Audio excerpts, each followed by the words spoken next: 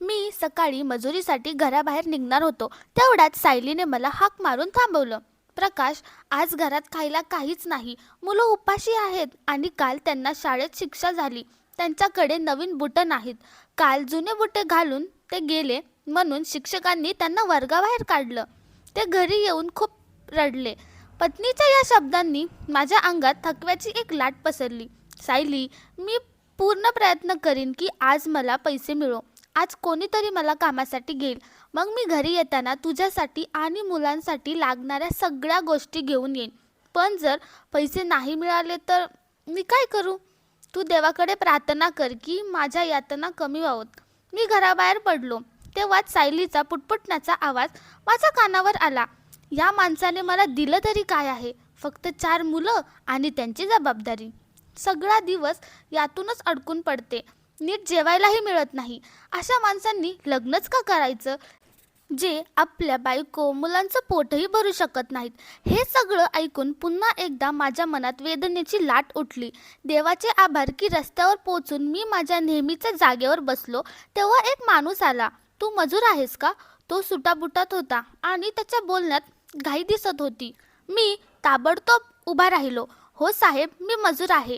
सगळ्या प्रकारचं काम करतो. मिस्त्रीचं कामही येतं. सांगा काय काम आहे? त्याने सांगितलं, मला एक छोटं खोली बांधायची आहे. करशील का? मी लगेच उत्तर दिलं, हो साहेब, मला ते काम चांगलं येतं. तो मला आपल्या घरी घेऊन गेला. संपूर्ण दिवस मी कामात गुंतून गेलो. मला कळलं नाही की या घरात मला अजून काही काम मिळेल, कारण बाकीही काही लहान सहान काम होतं. संध्याकाळी परतताना त्या माणसाने मला आजची मजुरी दिली आणि नेहमीपेक्षा जास्तच पैसे दिले. मी आनंदाने नाचलोच जणू. मी 2 मुलांसाठी बुटं घेतली, थोडंफार राशन घेतलं आणि घरी जात असताना रस्त्यात मला विजय भेटला. त्याच्या हातात एका चादरीत गुंडाळलेलं बाळ होतं आणि तो नदीकडे चालला होता. त्याचा चेहरा काहीतरी विचित्र दिसत होता. विजय भाऊ, कुठे चाललात? आणि हे बाळ कोणाचं आहे? त्याने सांगितलं, आज देवाने मला 12 वर्षानंतर मुलगी दिली आहे. हे ऐकून मी खूप आनंदी झालो. खूप खूप अभिनंदन विजय भाऊ, तुम्ही बाप झालात. माझं बोलणं ऐकून तो जणू मागे सरकला. मुलगी झाल्यावर कोण अभिनंदन करतो? 12 वर्षांनी मला मूल झालं आणि तीही मुलगी, जी माझ्या त्रासात अजून भर घालायला आली आहे. मी तिला नाल्यात टाकायला चाललो आहे. ती माझ्या काही कामाची नाही. हे ऐकून मी थक्क झालो. काय बोलताय तुम्ही विजय भाऊ? देवाने तुम्हाला इतकं दिलं आहे आणि तुम्ही असं म्हणताय? तुम्ही देवाचे आभार मानायला हवेत. पण विजय रागात होता. मला काहीच ऐकायचं नाही. मला या संकटातून सुटका हवी आहे. तो पुढे जाऊ लागला तेव्हा मी विचार न करता त्याला थांबवलं. आणि मला द्या, मी तिला वाढवीन. आजपासून तुमचा तिच्याशी काहीही नातं नाही. माझ्या आवाजात कठोरपणा आला होता, कारण मला त्याच्यावर राग आला होता. एक निरपराध मुलीवर तो असा अन्याय कसा करू शकतो? विजयने ती मुलगी आपल्या हातात जणू काही अपवित्र वस्तू टाकावी तशी फेकली आणि निघून गेला. मी ती मुलगी घेऊन घरी आलो. सायलीने माझ्या हातातला पिशवा पाहून आनंदाने विचारलं, अरे वा, आज काहीतरी आणलं दिसतंय. पण जेव्हा तिने माझ्या हातातल्या चादरीत गुंडाळलेली मुलगी पाहिली तेव्हा ती थबकली. अरे, ही मुलगी कोण आहे? कोणाची आहे? तू कुठून आणलीस? मी तिला सगळी गोष्ट सांगितली. हे ऐकून सायली फार रागवली. अरे, या घरात खायला नाही, मुलं उपाशी आहेत, त्यांची गरज पूर्ण होत नाही आणि तू नवीन मुसीबत घेऊन आलास? मी डोळे मिटले आणि शांतपणे म्हणालो, सायली, अशी बोलू नकोस. आपण कोण पालनपोषण करणारे आपण नाही. पालनपोषण करणारा तो देव आहे. तो जेव्हा एखाद्याला या जगात पाठवतो तेव्हाच त्याच्या वाट्याचं अन्नही सोबत पाठवतो. तू काळजी करू नकोस. देवाने ठरवलं तीही छान वाढेल आणि या पुण्याचं फळ आपल्यालाही नक्कीच मिळेल. आपल्या मुलांसोबतच हीही वाढेल. पण सायलीचं पुटपुटणं थांबत नव्हतं. मी जाणत होतो ती फक्त बोलण्यात कडक आहे, पण मनाने चांगली आहे. ही कटुवाणीही तिच्या परिस्थितीमुळे आली होती. सततची गरिबी आणि तंगीतस्तीमुळे ती चिडचिडी झाली होती. रात्र शांतपणे गेली. ती मुलगी खूप संयमी होती. रात्री फक्त एकदाच दूध प्यायला रडली आणि दूध पिताच गाढ झोपली. त्या मुलीला मी स्वतःहून दूध बनवून दिलं होतं. मला ठाऊक होतं, जर सायलीला झोपेतून उठवलं लागलं तर ती खूप रागवेल. दुसऱ्या दिवशी मी कामावर जाण्यापूर्वी मी सायलीला पुन्हा पुन्हा सांगितलं, या मुलीची काळजी घे हां, ही खूप दुःख भोगलेलं बाळ आहे. तिचा काही दोष नाही. तिच्यावर जे काही झालं त्यात तिचं काहीही चुकलेलं नाही. कामावर गेलो तर आज साहेबांनी मला कायमस्वरूपी नोकरीची ऑफर दिली. तो म्हणाला, तू खूप मेहनती माणूस आहेस. बोलण्यातही शिक्षित वाटतोस. सांग बघू, तू हे काम का करतोस आणि किती शिकलेला आहेस? मी म्हटलं, साहेब मी BA पर्यंत शिकलोय, पण नोकरी मिळाली नाही म्हणून मजुरी करायला लागलो. मिस्त्रीसोबत काम करत करत हे काम शिकलो आणि त्याने घर चालू लागलं. पण नोकरीचे शोध अजूनही सुरूच आहे. ओळख किंवा लाचशिवाय आजकाल नोकरी मिळणं खूप अवघड आहे. तो माणूस मला एकटक पाहू लागला आणि म्हणाला, ठीक आहे, हे काम संपून उद्यापासून तू माझ्या ऑफिसमध्ये ये. मी तुला माझ्याकडे नोकरी देतो. तुझ्या प्रामाणिकपणावर आणि मेहनतीवर मला पूर्ण विश्वास आहे. तू बाकीचं कामही माझ्या मनासारखंच करशील, मला खात्री आहे. हे ऐकून मी आनंदाने थरथरलो. मला तर विश्वासच बसत नव्हता की इतक्या सहजपणे मला एवढी चांगली नोकरी मिळाली. मला जाणवलं, ही मुलगी माझ्यासाठी खूप भाग्यवान आहे. देवाने माझं हे पुण्य स्वीकारलं आहे आणि तिची काळजी घेतल्याबद्दल देवाने मला असं बरंच काही दिलं आहे, ज्याची मी कधी कल्पनाही केली नव्हती. घरी येऊन मी ही बातमी सायलीला सांगितली. सुरुवातीला तिला विश्वासच बसला नाही, पण नंतर तिच्या डोळ्यातही आनंदाश्रू आले. ती म्हणाली, या छोट्या मुलीचं नाव आजपासून सोना आहे, कारण ही आपल्यासाठी खरंच सोने आहे. तिच्या येण्याने आपलं आयुष्य बदलणार आहे. मी चुकीचं तिच्याशी राग धरत होते, पण ही तर भाग्यवान आहे. हिच्यामुळे आपल्यावर सुखाचं सावट आलं आहे. आणि मग खरंच काळ बदलू लागला. मी ऑफिसला जाऊ लागलो. बॉसच्या सांगण्यावर मी माझं शिक्षण पुन्हा सुरू केलं. आता मी मास्टरही करत होतो. त्यासोबतच काही शॉर्ट्स कोर्सही केले. शेवटी माझं शिक्षण पूर्ण झालं. आता माझ्याकडे एक छोटी सेकंड हँड गाडी होती. घरात आवश्यक सगळं सामान घेतलं होतं. मुलंही चांगल्या कॉलेजमध्ये शिकत होती. आजपर्यंत आम्ही सोनाला हे सांगितलं नव्हतं की आमची ती सख्खी मुलगी नाही, पण आम्ही तिला नेहमी आपल्या लेकीसारखंच वाढवलं. आम्ही तो जुनी गल्लीही सोडली आणि नवीन भागात राहायला आलो होतो. आता मी मॅनेजरच्या पोस्टवर काम करत होतो. बॉसला माझ्यावर पूर्ण विश्वास होता. तो सगळं ऑफिस माझ्यावरच सोपवून घरूनच काम पाहायचा. मी संध्याकाळी जाऊन त्याला दिवसभराचा अहवाल द्यायचो. कधी कधी तो ऑफिसमध्ये येऊन तपासणीही करायचा. पण सर्व काम माझ्याच हातात होतं. माझं आयुष्य आता खूपच सुखाचं झालं होतं आणि हे सगळं सोन्याच्या येण्यामुळेच झालं होतं. त्या दिवशी मी आणि सायली आमच्या जुन्या गल्लीत गेलो. माझ्या एका चांगल्या मित्राच्या बायकोचं निधन झालं होतं, त्यामुळे आम्ही शोक व्यक्त करायला गेलो होतो. तेव्हा माझी भेट विजयशी झाली. त्याला पाहून मी थबकलो. तो खूप म्हातारा, अशक्त झाला होता. डोक्यावर पांढरे केस, चेहरा कोमजलेला. तोही मला पाहून थक्क झाला. अरे प्रकाश, तू इतका बदललास? हे सूट बूट, ही गाडी, हे सगळं काय आहे? तू तर मजुरी करत होतास, मग एवढा बदल कस काय झाला? मीही त्याला विचारलं. विजय भाऊ, आधी तुम्ही मला सांगा, तुमची ही अवस्था कशी झाली? तुम्ही तर एकदम नीट सुखात होतात, चांगली नोकरी होती, मग हे काय झालं? तो म्हणाला, अरे भाऊ, काय सांगू तुला, माझ्यावर खोट्या चोरीचा केस टाकला गेला. ऑफिसच्या मॅनेजरने पैसे चोरले, पण आरोप माझ्यावर ठेवला. 2 वर्ष जेल झाली. माझी निर्दोषता सिद्धच झाली नाही. नोकरीही गेली आणि त्यानंतर कुठे कामच मिळालं नाही. मग मी सुद्धा तुझ्यासारखंच मजूर झालो. जर काम लागलं तर त्या दिवशी जेवण मिळतं, नाहीतर उपाशीच दिवस जातो. विजय भाऊंची अवस्था पाहून माझं मन फार दुःखी झालं. मला लगेच समजलं की विजय भाऊंची ही अवस्था त्या पापांनीच शिक्षा आहे जी त्यांनी आपल्या निरपराध मुलीवर केली होती. मी त्यांना माझं सगळं आयुष्य सांगितलं. ज्या मुलीला तुम्ही अपशकुन म्हणून फेकून दिलं, नाकारलं, त्याच मुलीच्या कारणाने देवाने मला इतकं काही दिलं आहे. तिला घरी आणल्यानंतर दुसऱ्याच दिवशी मला पक्की नोकरी मिळाली. देवाने त्या मुलीच्या रूपात माझं नशीबच बदलून टाकलं. तो डोळे विस्फारून माझं बोलणं ऐकत राहिला. मग म्हणाला, अरे आपला पत्ता तरी सांग, मी तुझ्या घरी येतो बायकोसह, जुनी ओळख आहे. मी त्याला माझ्या घरचा पत्ता सांगितला. घरी आलो तेव्हा सायलीने मला थोडं ओरडलं. तुम्ही त्यांना घरचा पत्ता सांगायला नको होता. जेव्हा तुम्ही सोनाबद्दल बोलत होता तेव्हा त्यांच्या डोळ्यात काहीतरी विचित्र दिसत होतं. जर त्यांनी उद्या सोनाला परत मागितलं तर, किंवा जर सोनाला खरं समजलं तर ती खूप दुखावेल. ती खूप कोमल मनाची मुलगी आहे, तिला हे सत्य फार लागेल. मी सायलीच्या सगळ्या शंका नाकारल्या. अगं, हा तुझा फक्त गैरसमज आहे. असं काहीही होणार नाही. विजय सोनाला परत कसा घेऊन जाईल? ती आता मोठी झाली आहे. उद्या तिचं लग्न करायचं आहे. हुंड्याची जबाबदारी, लग्नाचा खर्च, हे सगळं विजय भाऊंच्या आवाक्याबाहेरचं आहे. ते स्वतःचं घर कसं बसं चालवत आहेत. सोनाच्या शिक्षणाचा आणि लग्नाचा खर्च ते कसा उचलतील? आणि जेव्हा ते फक्त 5 दिवसांची होती तेव्हाच त्यांनी तिला आम्हाला देऊन टाकलं होतं.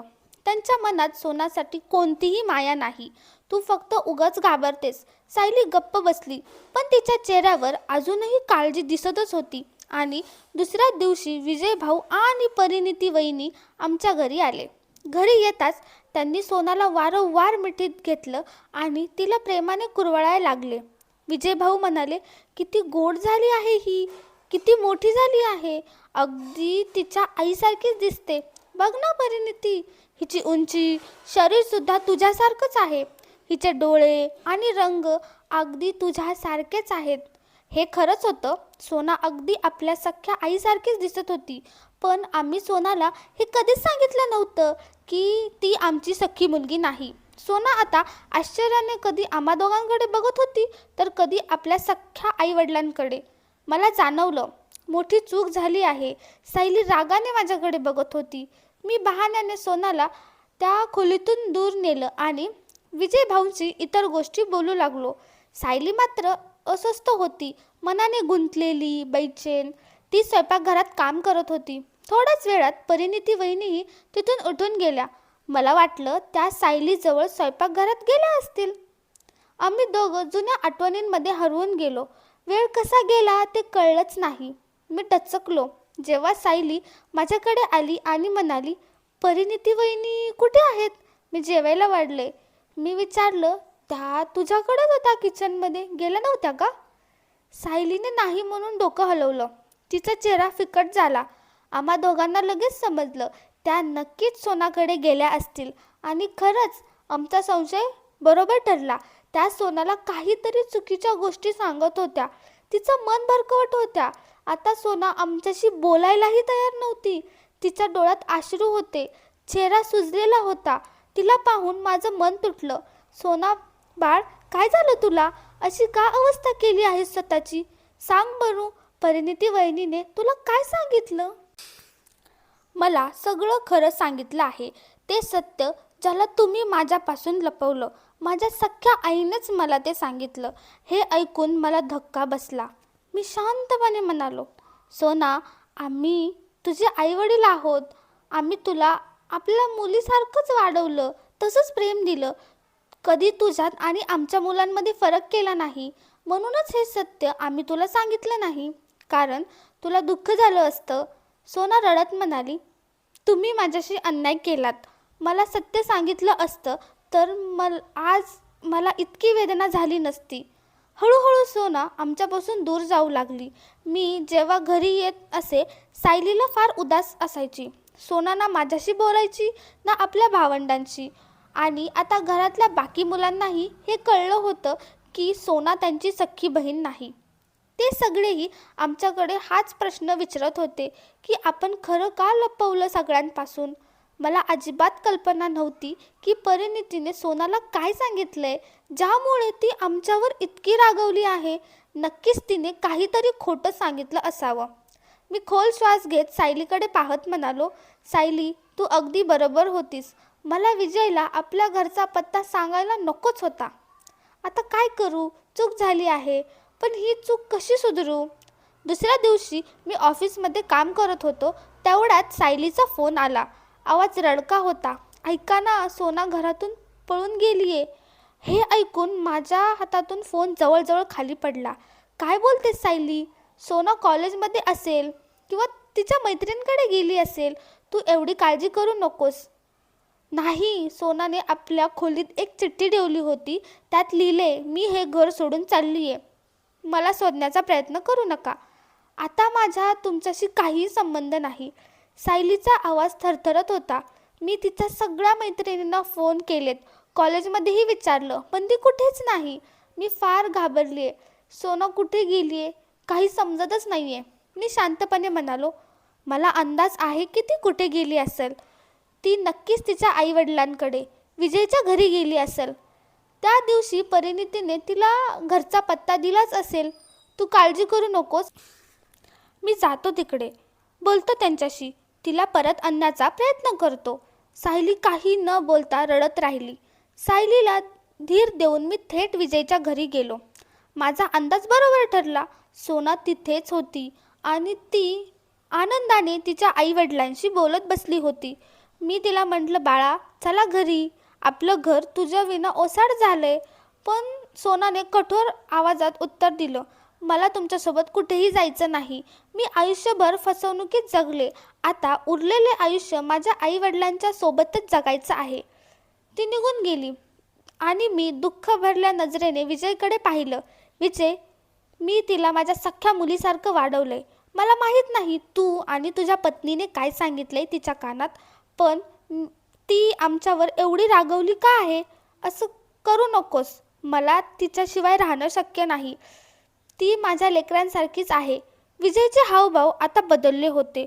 तो सरळ माझ्या डोळ्यात पाहत म्हणाला, मुलगी ती माझीच आहे आणि हेही तूही जाणतोस. तू तिला तुझी मुलगी म्हणून कधीच सिद्ध करू शकत नाहीस. आता तिला सत्य समजलं आहे. ती मोठी झाली आहे, आपलं चांगलं वाईट ओळखते. आता ती इथंच राहील आमच्यासोबत. आम्हीच तिचं लग्न लावू, आम्हीच तिचं शिक्षण पूर्ण करू.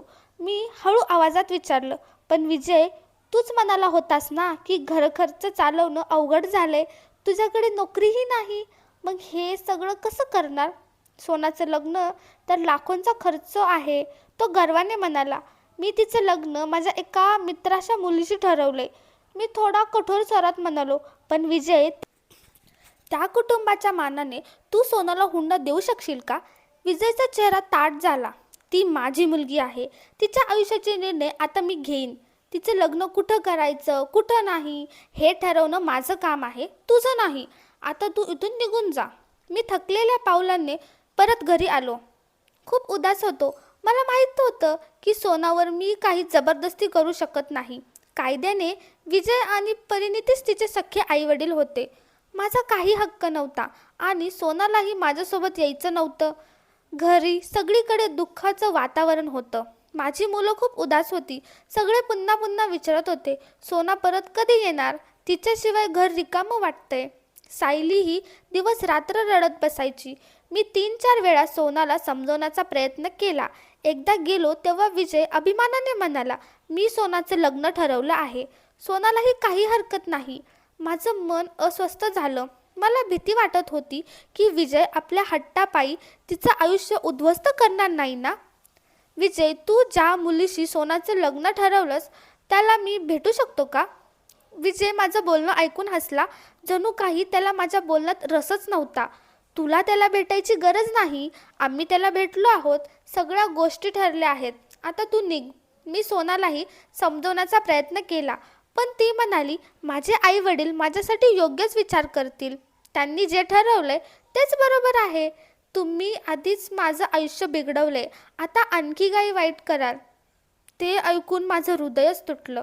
मला जाणवलं की तिच्या मनात आणि विचारात माझ्याबद्दल विष भरलं गेलं आहे. मी तिला शांतपणे विचारलं, बाळा, तुझ्या आईवडिलांनी माझ्याबद्दल काय सांगितलंय तुला? ते सगळं खोटं आहे, असत्य आहे. मी काहीही चुकीचं केलं नाही. पण सोना काही ऐकायला तयारच नव्हती. मी हरलेला माणूस असल्यासारखा शांतपणे घरी आलो. मन फारच उदास होतं, कारण मला माहीतच नव्हतं की तो मुलगा कोण आहे, कसा आहे. मी स्वतःहून माहिती काढण्याचा प्रयत्न केला. विजय ज्या ऑफिसमध्ये काम करायचा तिथून जेव्हा मी चौकशी केली तेव्हा मला काही धक्कादायक गोष्टी कळल्या. त्या ऐकून मी अवाक झालो. आता तर मला यापेक्षा जास्त काळजी वाटत होती. ना जाणे तो मुलगा कसा आहे, काय करतो. त्या रात्री मी झोपण्याचा प्रयत्न करत होतो तेवढ्यात एक अनोळखी नंबरवरून फोन आला. पहिल्यांदा मी दुर्लक्ष केलं. दुसऱ्यांदा, पण तिसऱ्यांदा आणि चौथ्यांदा जेव्हा फोन वाजला तेव्हा मी कॉल उचलला.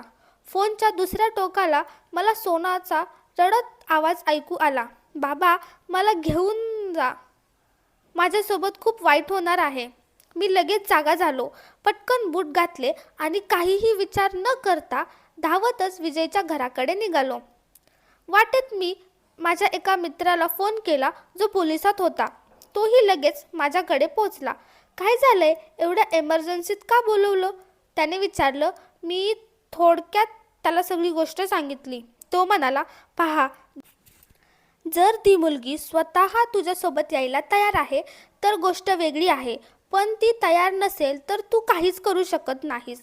मी मान हलवली आणि आम्ही विजयच्या घरी पोचलो. आतून काहीतरी गोंधळाचा आवाज येत होता. मी दरवाजा ठोकवला. थोड्या वेळाने दरवाजा उघडला गेला. विजय मला पाहून गोंधळला. दरवाजा बंद करण्याचा प्रयत्न केला, पण मी धक्का देऊन आत गेलो. कुठे आहे सोना? मला तिच्याशी बोलायचं आहे. विजय घाबरलेला दिसत होता. सोना झोपली आहे. आता तिला उठवू नकोस, इथून निघून जा. तुझा तिच्याशी काहीही संबंध नाही. पण मी आणि माझा पोलीस मित्र जबरदस्ती आत गेलो. आत पंडित बसलेला होता आणि सोना बिचारी रडत होती. परिणितीने तिचा हात पकडलेला होता आणि ती जबरदस्तीने तिचं लग्न लावून देत होते. मला सगळी गोष्ट समजली. हे लोक सोनाचं लग्न जबरदस्ती एका अनोळखी माणसाशी लावत होते आणि ती तयार नव्हती. मला हे पाहून सोना धावत आली. बाबा, मला इथं राहायचं नाही. मला तुमच्यासोबत जायचं आहे. हे लोक खूप वाईट आहेत. विजय आणि परिणितीचे चेहरे फिक्के झाले. ती घाबरली आहे म्हणून असं बोलत आहे. ती आमचीच मुलगी आहे.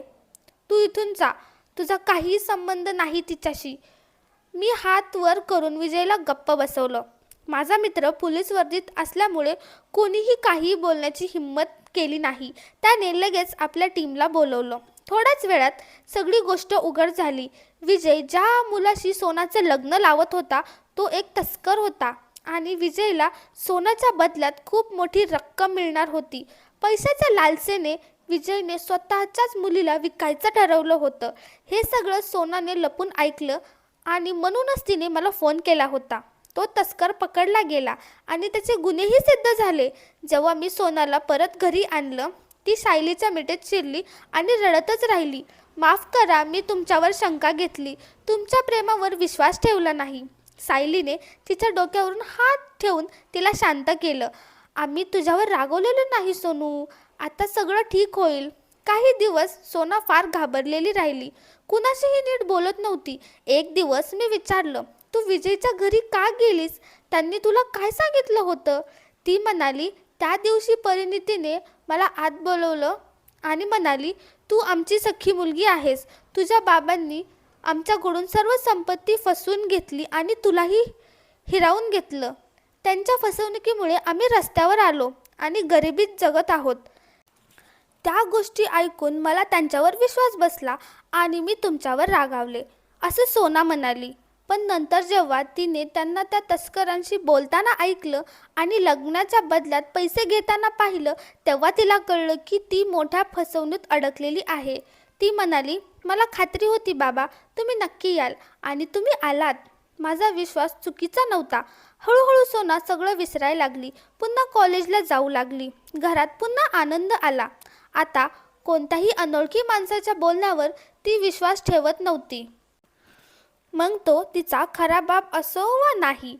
मलाही आधी विजयबद्दल सहानुभूती होती, पण नंतर समजलं त्याच्यावर लागलेले आरोप खरे होते. तो ऑफिसमध्ये अनेक वेळा छोट्या मोठ्या गैरव्यवहारात सापडला होता. शेवटी जेव्हा त्याने मोठी रक्कम फसवण्याचा प्रयत्न केला तेव्हा त्याला शिक्षा झाली. विजयसोबत जे काही झालं ते त्याच्या कर्मामुळेच झालं.